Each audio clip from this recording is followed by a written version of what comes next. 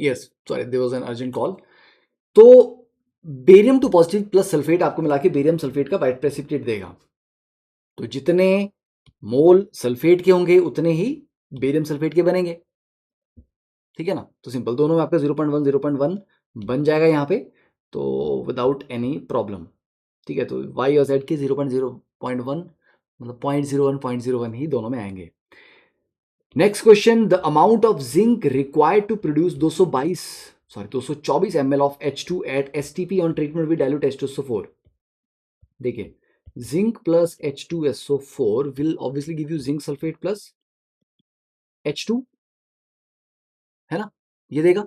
चलो okay, next वाले से हम ट्राई करते हैं, थोड़ा सा लाइटिंग का पूछना पड़ेगा तुम लोगों को, ऐसे कर फीडबैक लेनी पड़ेगी। अच्छा, बाकी अगर तुम लोगों को लेक्चर अच्छे लगे तो do share it with all your जो जूनियर्स हैं, है ना, उनको बता देना कि ऐसा भी एक है, फाइन। एंड जहाँ पर लगे कि सर यहाँ पर ये चीज़ इंप्रूव कर सकती है, drop me a mail. And जो भी आपके सजेशन है, फीडबैक है, they are very very important, because आपको अल्टीमेटली ये कंटेंट यूज़ करना है, इसको पढ़ के आपको अपना इंप्रूवमेंट करना है सब्जेक्ट में। तो आपके इनपुट्स, आपकी feedback are very very important, ठीक है। तो प्लीज़ नेवर एवर हेजिटेट कि जब भी कुछ लगे कि सर इसको ऐसे कर सकते हैं या यहाँ पर अगर आप ऐसा करेंगे तो हमें और भी अच्छा लगेगा या और हमारी अंडरस्टैंडिंग आसान हो जाएगी, अच्छी हो जाएगी, ठीक है, it will be more efficient. तो amount of zinc required to produce 224 ml, यार 224 ml कितना हो गया, 0.01 मोल, 22,400 ml होता है आपका एक मोल, तो 224 कितना हो गया, 0.01 मोल। तो that is 0.01 mole of H2 आपको बनाने हैं। तो बच्चे, एक मोल जिंक से आपको एक मोल H2 मिलता है, तो 0.01 मोल जिंक चाहिए मेरे को टू प्रोड्यूस 0.01 मोल हाइड्रोजन, क्योंकि H2SO4 का तो कोई शॉर्टेज है ही नहीं अपने पास, ठीक है। तो जिंक अगर 65 ग्राम है एक मोल में, तो 0.01 में कितना हो जाएगा, 0.65, ऑब्वियस सी बात है, ठीक है। तो ये, I know these are very easy questions, but 30 second में सॉल्व करना है, ठीक है। आगे हम टफ क्वेश्चन भी करेंगे, थोड़े से बेटर क्वेश्चन भी करेंगे, तो वो लास्ट में, ताकि अगर मोमेंटम बन जाता है ना, जब इजी इजी क्वेश्चन कर करके हमारी कैलकुलेशन थोड़ा फास्ट होने लगती है, कॉन्फिडेंस भी आने लगता है, फिर थोड़ा आप क्वेश्चन का लेवल बढ़ाते हैं तो मज़ा आता है। स्टार्टिंग से आपको थोड़ा टफ क्वेश्चन डाल दिया तो आपका पूरा कॉन्फिडेंस ही खराब हो जाता है सब्जेक्ट में, तो वो काम बिल्कुल नहीं करना है। देखिए, when 18 gram of glucose is dissolve in 180 gram of water, अब 18 ग्राम ग्लूकोज है, बेटा ग्लूकोज का मोलर मास कितना होता है, 180, ठीक है। तो 18 ग्राम है, कितना हो गया बेटा, 0.1 मोल डायरेक्टली। तो आपको ग्लूकोज का 0.1 मोल ग्लूकोज दे रखा है, वो भी 180 ग्राम ऑफ वाटर में। अब 180 ग्राम वाटर का मतलब क्या हो गया, 10 मोल वाटर, मोल फ्रैक्शन, तो मोल फ्रैक्शन ऑफ ग्लूकोज कितनी होगी, 0.1 उसके हैं और वाटर के 10 हैं, और उसके मिला के 10.1 हो जाएंगे। तो रफली यार 10 ले लो, है ना, 10.1 को 10 ले लो, तो 0.1 अपॉन 10 0.01, ठीक है। तो पॉइंट, हाँ, 0.9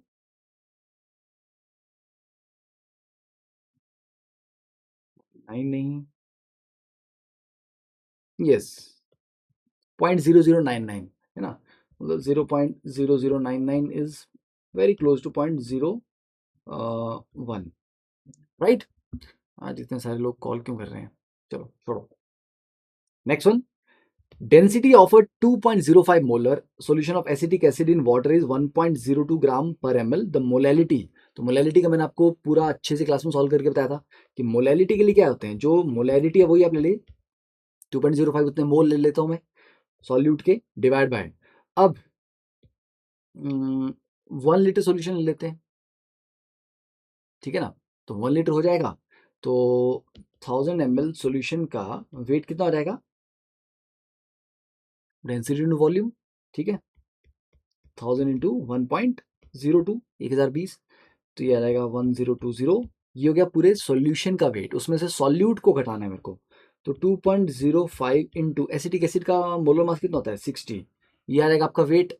सॉल्यूशन से सॉल्यूट घटा दिया तो बचा सॉल्वेंट का, अब ये ग्राम में, इसको किलोग्राम में कन्वर्ट करना है, डिवाइड बाय 1000, तो 1000 ऊपर जाएगा, तो ये आपका फॉर्मूला आ गया, इसको अप्लाई करके जो भी आपका आंसर आएगा, ठीक है, चेक कर लेना, मतलब मेरे को इसका आंसर याद तो नहीं है, ठीक है, चेक करो, let me just see 1 second, हमारे इस भाई साहब का आंसर कितना आएगा।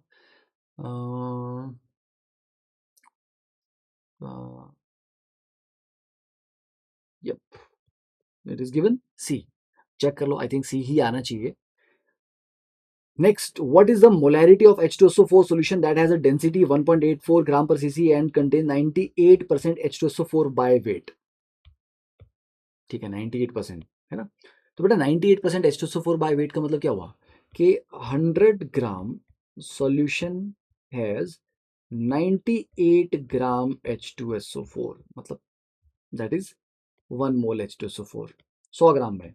तो मतलब बाकी 2 ग्राम क्या है, पानी होंगे, ऑब्वियस सी बात है, ठीक है। तो molarity of this H2SO4 solution that has a density of this much. तो बेटा मोलैरिटी के लिए क्या करना है मेरे को, एक काम करते हैं, 100 ग्राम ही ले लें, नहीं 100 ग्राम नहीं लेते हैं, 1 लीटर लेते हैं पूरा वॉल्यूम, चलो ठीक है। तो 100 ग्राम सॉल्यूशन में इतना है डेंसिटी, ठीक है, 35 डिग्री सेल्सियस का मेरे को क्या करना है, कोई चार्ट डालना है। डेंसिटी इज गिवन 1.84 ग्राम पर ml। तो लेट्स टेक 1000 ml सॉल्यूशन लेते हैं, ठीक है। 1 लीटर सॉल्यूशन, 1 लीटर सॉल्यूशन में जो नंबर ऑफ मोल होते हैं सॉल्यूट के, वही तो मोलैरिटी है। तो मेरे को ये निकालना है कि 1 लीटर सॉल्यूशन में सॉल्यूट के मोल कितने आ रहे हैं। तो बेटा 1 लीटर का देखो, density is equal mass upon volume, volume मैंने 1 लीटर मान ली, ठीक है, तो उसका मास कितना आ जाएगा, डेंसिटी इंटू वॉल्यूम। तो मास ऑफ दिस, तो ये जो मैंने 1 लीटर माना है, इसका mass of this 1000 ml solution कितना आ जाएगा, डेंसिटी आपको दिया 1.84 इंटू वॉल्यूम, ठीक है, ओके। तो 1840 आ गई। तो इस 1840 ग्राम में 98% H2SO4 है। तो चलिए निकालिए इसका भैया, 1840 का 98% कितना आएगा, मैं भी कैलकुलेट करता हूँ, आप लोग भी कैलकुलेट करो, ठीक है। 1803, तो इस 1840 ग्राम में एक्चुअली 1803 ग्राम, 0.2 एक्चुअली इतने ग्राम तो सिर्फ H2SO4 है, ठीक है। तो मतलब 36.8 ग्राम बाकी जो बचा, दैट इज योर वाटर, ठीक है, ओके। तो 1 लीटर में तो ये जो 1803.2 H2SO4 का वेट आया, इसमें इसके मोल कितने आएंगे, 1803.2 18.4, ठीक है। तो दिस गिव्स यू 18.4 मोल, क्योंकि मैं 98 से डिवाइड किया। तो मैंने किया क्या, मैंने 1 लीटर सॉल्यूशन माना, अज्यूम किया, उस 1 लीटर का मैंने मास निकाला, क्योंकि मेरे को तो मास परसेंटेज दिया हुआ है ना, परसेंटेज बाय वेट दिया हुआ है। तो वो जो 1840 ग्राम सॉल्यूशन था, उसमें से 98% H2SO4 है, तो 1803 ग्राम H2SO4 निकला। उसको 98 से डिवाइड करके मैं नंबर ऑफ मोल निकाल लिए। तो 1 लीटर में जो नंबर ऑफ मोल होते हैं वही आपकी मोलैरिटी होती है। तो इसका 18.4 आंसर आना चाहिए, ठीक है। एक बार मैं इसको कंफर्म भी कर लेता हूँ, बिकॉज मैंने कहा ना मेरे को याद नहीं है। तो यस, सी है इसका आंसर, दैट इज राइट। चलिए next, the number of mole of oxygen in 1 litre of air containing 21% oxygen by volume in standard conditions. देखो, number of mole of oxygen, okay, in 1 liter of air containing 21% oxygen by volume। तो बेटा जो आपका 1000 ml है, ठीक है, इसमें 21% रफली 20 ले लो यार, ठीक है, मतलब 21, चलो 210 ले लो। तो 210 ml तो इसमें कितना है, O2 है। तो नंबर ऑफ मोल कितने हो जाएंगे यार इसके, 210 ml में number of mole 210 divide by 22,400, ठीक है। टू बी एक्यूरेट कितना आएगा, 0.0093। यस, अब ये देखो, ये कैलकुलेशन वाला जो पार्ट है ये तो तुम लोगों को खुद ही करना पड़ेगा, कैलकुलेटर तुम लोगों के पास नहीं होगा। बट यस, बिकॉज मेरे को जल्दी से है, मेरे को मैथमेटिकल में टाइम बर्बाद नहीं करना है, अपने को अप्रोच लगा के जल्दी क्वेश्चन सॉल्व करना है, ठीक है। तो मैथ्स वाला पार्ट जो है, that you will have to improve. देखिए, the gases mixture contains O2 and N2 in the ratio 1:4 by weight, okay. हमारे पास एक गैसेस मिक्सचर है, ठीक है, O2 and N2 in 1:4 by wait, ठीक है, O2 N2। तो 1:4 है ना, तो एक ऐसे नंबर लो जो दोनों के नंबर ऑफ मोल आसानी से निकल लें। जैसे N2 का एटॉमिक वेट 28 है, O2 का आपका 32 है, ठीक है। तो एक काम करते हैं, O2 का क्या करें, 32 ही ले लें, 32 ग्राम ले लेते हैं, ठीक है। 32 ग्राम लें या कम लेना है? 32 ठीक है, ठीक है। 32 ले लिया आपने, और ये आपका 4 टाइम्स आ गया, 128 आ गया, डन। तो ये आपको अगर O2 और N2 का वेट ऑलरेडी दिया हुआ है, तो यहाँ पे 32 ग्राम O2 है एंड 128 ग्राम N2 है, then the ratio of their number of molecules. अच्छा यार, ये तो आई थिंक बहुत इजी था, इसमें करना क्या था? तो 32 के मेन नंबर ऑफ मॉलिक्यूल कितने आ जाएंगे? जो रेशियो मोल की होगी वही मॉलिक्यूल्स की होगी, ठीक है। 128 डिवाइड बाई 28, ठीक है। ओके,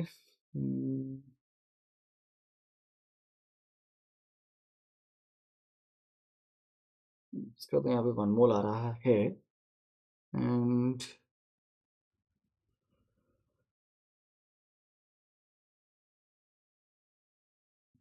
यार रुको, कुछ इतना बड़ा नंबर लेने की जरूरत नहीं है, ठीक है, ऐसे भी निकल जाएगा, पर आई थिंक सिंपल छोटा नंबर लेके चलते हैं। इसका 1 ग्राम ले लो, इसका 4 ग्राम ले लो, ठीक है ना। Then the ratio of their number of molecules, तो 1 ग्राम इसके नंबर ऑफ मॉलिक्यूल्स कितने आ जाएंगे? Number of mole multiply by order number, तो 1/32 और 4/28, ठीक है। ये yes, now this was easier, ठीक है ना, क्योंकि पीछे वाले जो नंबर लिया था हमने वो आई थिंक सॉल्व करना फालतू का, कैलकुलेशन कॉम्प्लिकेट हो गया था वहाँ पे। तो ये 1/32 इज टू 1/7, डन, ओके। तो आप आंसर कितना आ जाएगा आपका? बी, 7:32, ठीक है। फिर कंफर्म भी कर लेते हैं, आई थिंक इसका आंसर डेफिनेटली यही होगा, यस। सिंपल था, फिर भी चेक करना बनता है।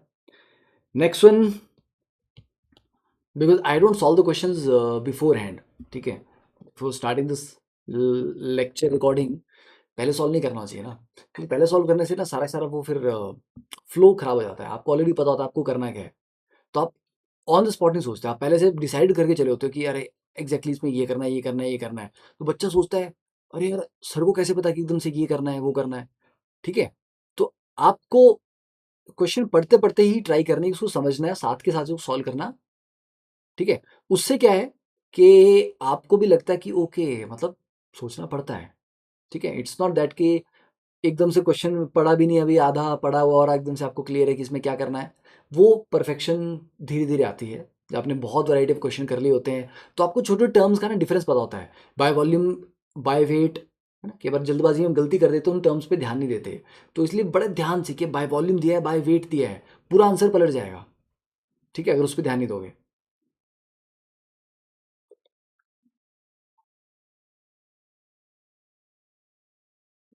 हाँ, right. Next one, metal oxide having 40% oxygen, चलिए, the equivalent weight of metal is, देखो यार, जो मेटल ऑक्साइड जो भी है, ठीक है, अगर उसका 40% ऑक्सीजन है, तो एटलीस्ट एक ऑक्सीजन तो उसमें होगा ही हुआ, है ना। तो इक्विवेलेंट वेट ऑफ मेटल, देखो, इक्विवेलेंट वेट, अगर मेटल की बात करें, जितना अमाउंट मेटल 8 ग्राम ऑक्सीजन से कंबाइन करेगा उसको उसका इक्विवेलेंट वेट बोलते हैं,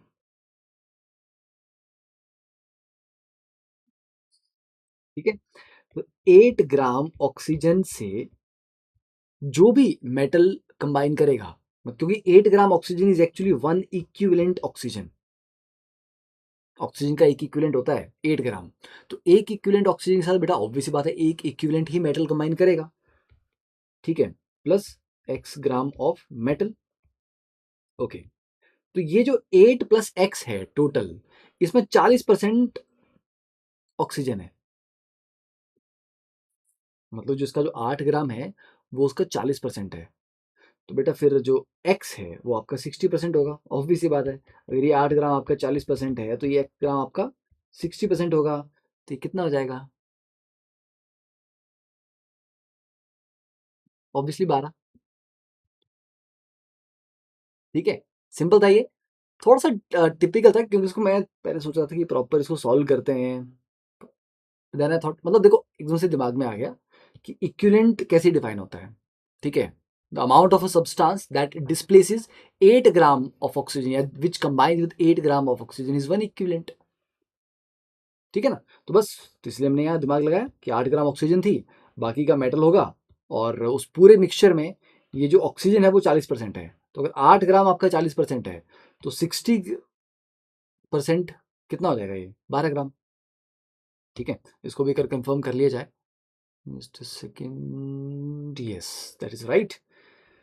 And next question, if 0.5 mole of BaCl2 is mixed with 0.2 mole of Na3PO4, the maximum number of mole of barium phosphate that can be formed.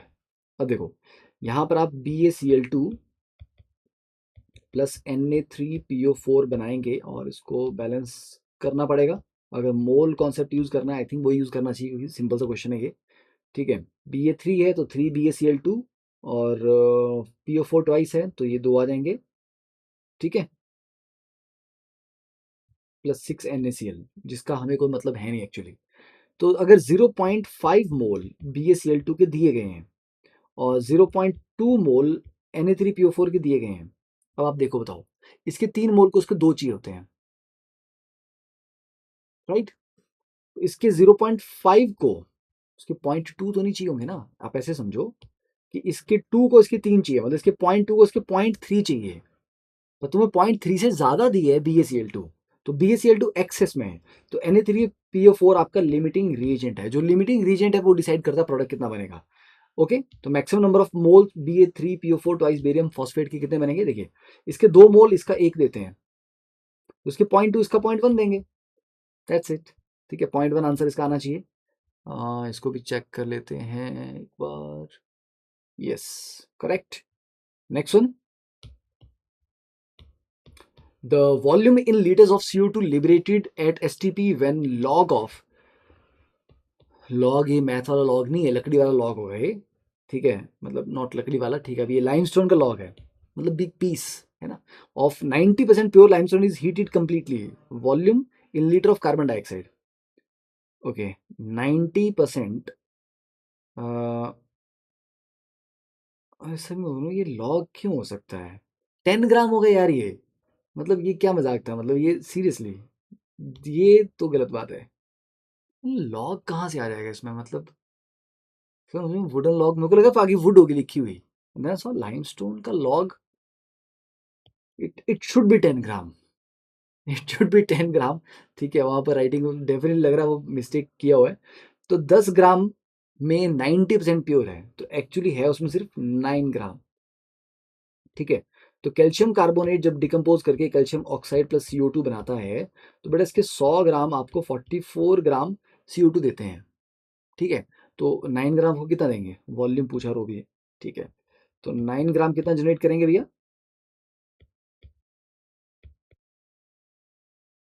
ये इतना।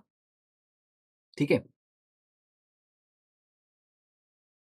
Right, ये हुआ ना। तो ये आपके पास आ गया इतने ग्राम CO2, पर हमें तो वॉल्यूम चाहिए।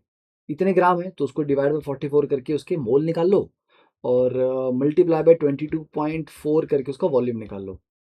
ठीक है, 9/22.4,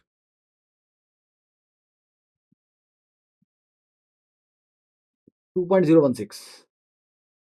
सी ऑप्शन मैच कर रहा है, ये आ जाएगा 0.09 इंटू 22.4, दैट इज 2.016 प्रिसाइज।